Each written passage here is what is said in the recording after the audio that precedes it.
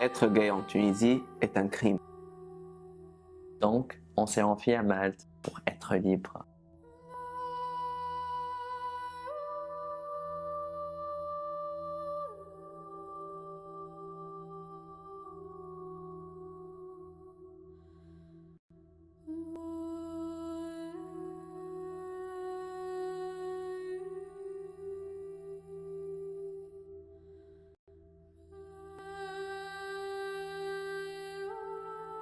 La Tunisie, c'est l'enfer. Franchement, c'était l'enfer pour moi. J'ai souffert tous les jours. J'existais, mais j'ai pas une vie. C'était très dur parce que pour eux, tu vis dans le péché. Être gay, tu vas pas avoir une carrière, tu vas pas faire une vie, tu vas rien faire. Tu es un citoyen qui n'existe pas, même pas un citoyen. Tu es un objet. Je veux dire, sexuellement parlant, j'étais abusé par mes frères, j'étais abusé par un voisin, mais je n'ose pas dire ça parce que c'est ma faute à moi, parce que moi je suis efféminé. Parce que c'est ma faute à moi que j'ai pas des manières d'un vrai homme. Quand j'avais ma maison à la Médina, à 4 heures du mat, il y a des gens qui frappent à ma porte. À certains moments, je me rappelle, c'est drôle, je dors avec un couteau au-dessus du coussin et un bâton à côté de moi. Imagine. Du coup, j'ai sécurisé les portes, j'ai sécurisé, mais c'est pas une vie. Tu peux pas vivre chez toi et tu as peur chez toi. J'avais pas de droit. C'est ce qui m'a fait très très mal. Donc, je peux pas aller, je peux pas parler. Même à l'école, il n'y a pas de gens qui parlent de l'homosexualité. Il n'y a pas aucun accès à l'information. Tu es seul. Il faut se battre et assumer. Assumer la violence, assumer les insultes, l'injustice, euh, l'abus sexuel, assumer le viol, et tu fermes ta gueule.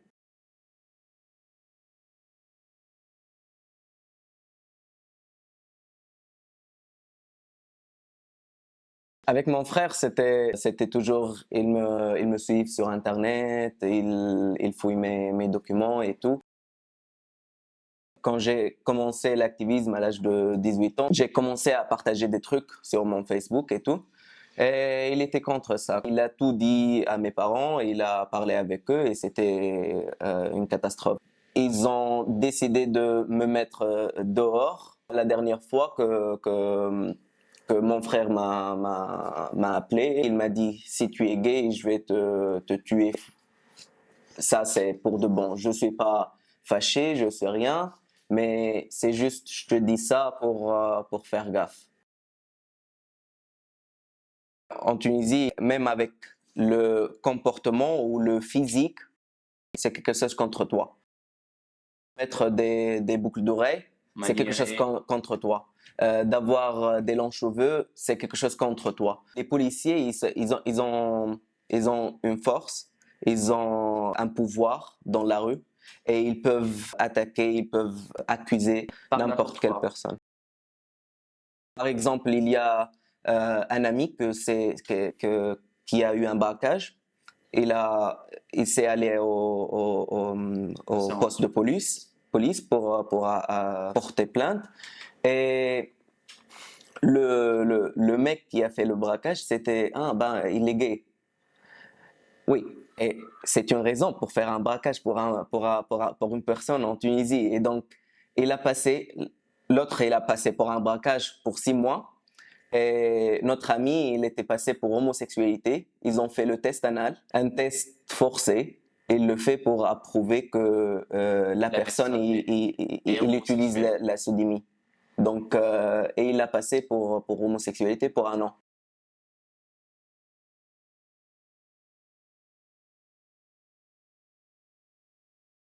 Avec Deli, on sait qu'on est maintenant depuis 6 ans. Deli, il présente tout dans ma vie parce que je me sens très en sécurité avec lui. Je me sens qu'avec Deli, je ne veux pas être seul. J'ai appris qu'est-ce que ça veut dire le partage, la confiance. On est en train de grandir ensemble, de vivre une belle expérience ensemble, et on se bat ensemble. Et on a Bobby aussi. Bobby, son histoire, elle ressemble beaucoup à la nôtre. C'est un animal qui a beaucoup souffert et qui a été rejeté par les autres parce que les gens n'ont pas essayé de le comprendre, de comprendre pourquoi il est comme ça, qu'est-ce qu'il a.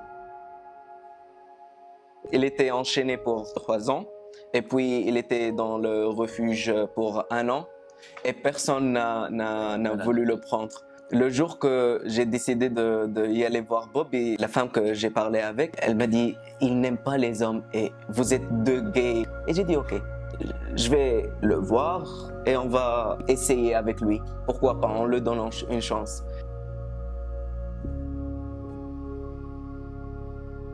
Il était peut-être très jugé par les autres et nous on a décidé, on a dit non, ça on va prendre celui-là. Vous êtes sûr, il est comme ça? Non mais on s'en fout. C'est le seul être, quand tu rentres à la maison, il t'accueille avec « Oh là là là là, il est venu », donc il est super content que je suis là. Je me sens super sécurisé avec lui et c'est quelqu'un qui me donne tant d'amour. Je souhaite pour la Tunisie que les droits de l'homme soient respectés, surtout les minorités. Les libertés individuelles, l'accès à la santé, que ce soit pour tout le monde, sans discrimination, sans jugement. J'espère que la Tunisie soit un pays d'union, un pays d'espoir, un pays des droits et surtout de respect et d'encouragement parce que les jeunes en Tunisie, ils sont finis. Le risque existe toujours, mais on est là. On est en train de vivre et de se battre. Et jusqu'à maintenant, je bats pour la Tunisie.